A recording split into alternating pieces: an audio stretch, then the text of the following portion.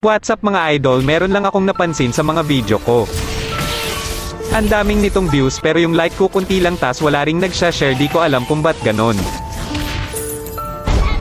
Siguro dahil di nila nagustuhan yung video kasi kulang pa ito sa effort.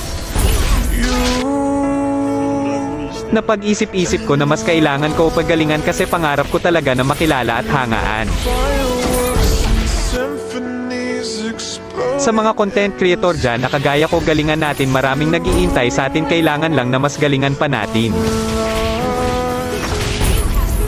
Yung mapapabilib talaga natin sila, yung di mo kailangan mag-script ng video para lang bumilib sila kasi mas nakakabilib yung totoo kesa gumawa ka ng script na pang creation camp lang.